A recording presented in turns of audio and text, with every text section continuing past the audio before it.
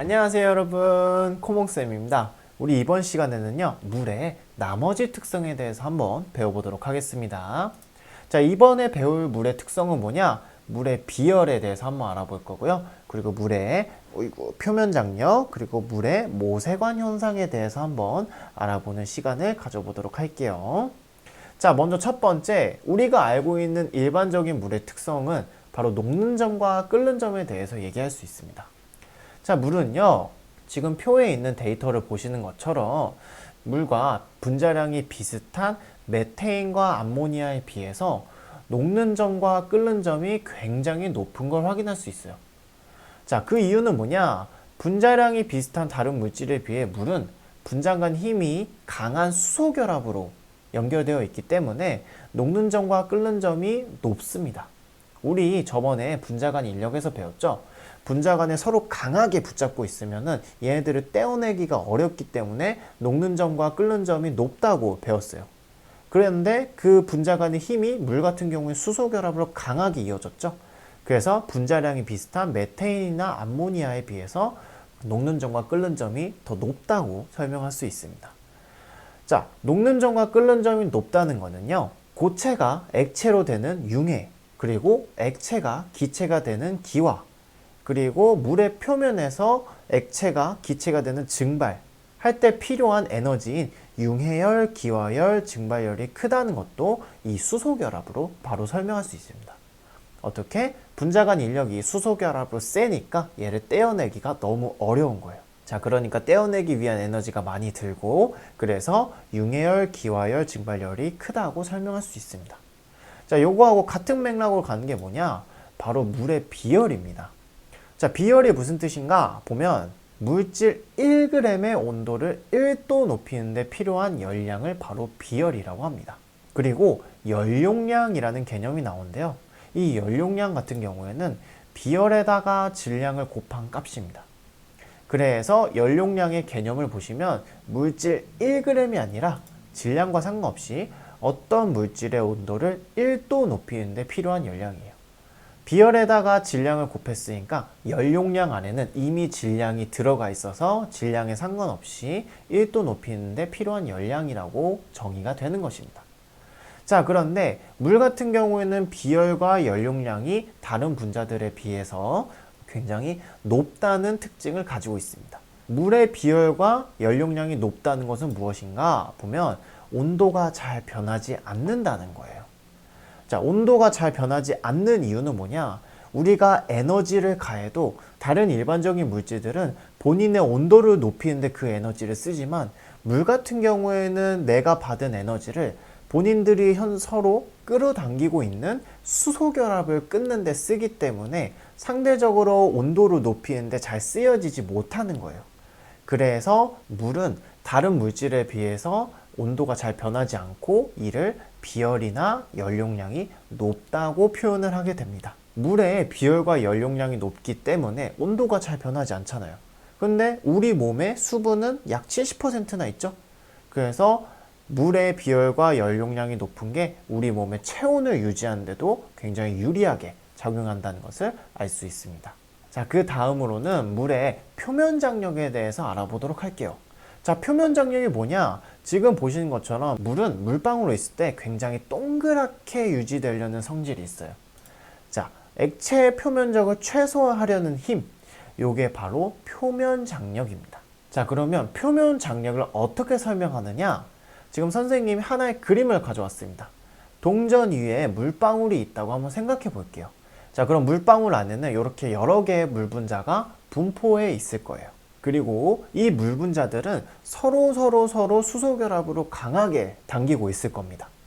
자, 그런데 내부에 있는 물 분자는 주변의 모든 방향에 있는 물 분자에게 끌림을 당하기 때문에 이게 힘이 서로 상쇄되고 상쇄될 수 있어요.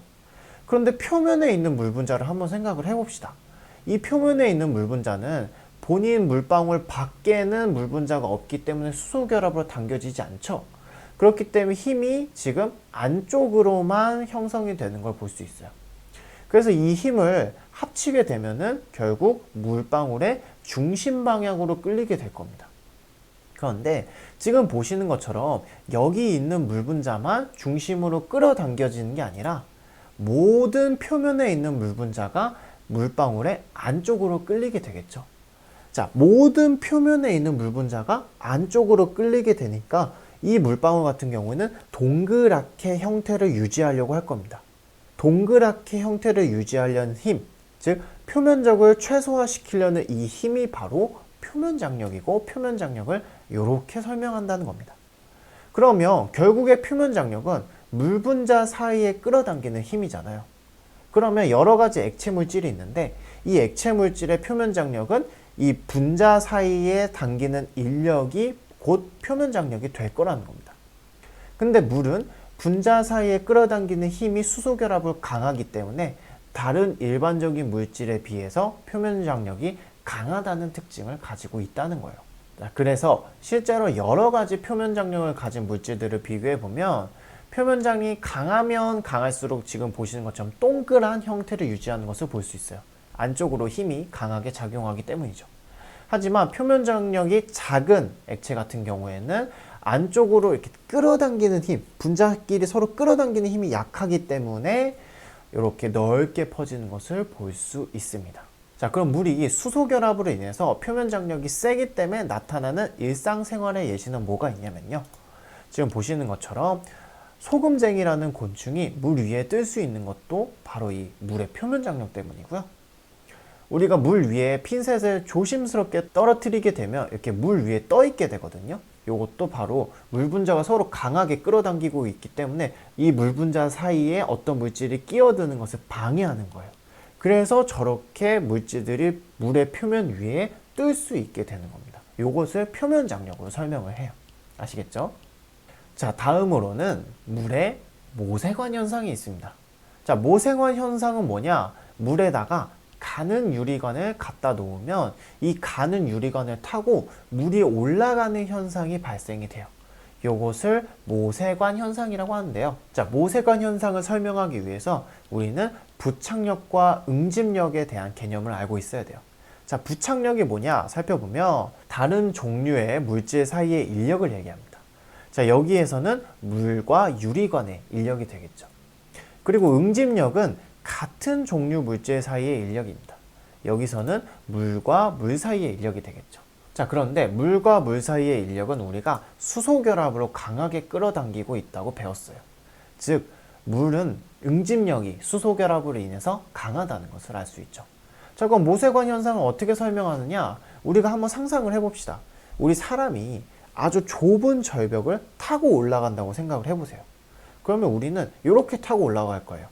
벽 짚고 올라가고, 벽 짚고 올라가고. 요거랑 똑같은 겁니다. 모세관 현상을 설명하자면 부착력, 응집력, 부착력, 응집력. 요렇게 해서 물이 모세관을 타고 올라가는 게 바로 모세관 현상이에요. 자, 그런데 만약에 수소 결합을 하고 있지 않는 다른 물질들 같은 경우에는 요 응집력이 약하겠죠. 그러면 부착력이 세도 부착력 했는데 응집력이 약해요. 그럼 올라갈 수가 없겠죠. 그래서 물이 모세관 현상이 잘 일어나는데 이것은 바로 응집력이 강하기 때문이고, 응집력이 강한 이유는 바로 수소 결합 때문이죠. 그래서 모세관 현상도 수소 결합에 의한 특징이다 라고 볼 수 있습니다. 자, 우리가 저번 시간까지 해서요, 물의 밀도 알아봤고요. 그리고 이번 시간에는 물이 끓는 점, 녹는 점, 또는 기화열, 융해열, 증발열이 높고 그리고 비열과 융해열이 높다는 걸 배웠습니다. 즉, 물은 수소 결합 때문에 쉽게 온도가 변하지 않는다는 걸 배웠고요. 또 물은 수소 결합 때문에 표면 장력이 세서 항상 동글동글하게 표면적을 최소화하려는 형태로 유지된다는 거. 또 물은 수소 결합 때문에 응집력이 강해서 모세관 현상이 일어난다는 것을 배웠습니다. 총 4가지의 물의 특징을 배웠는데요. 이 물의 특징이 모두 수소 결합 때문에 나타난다는 것이 저번 시간과 이번 시간의 핵심이 되겠습니다.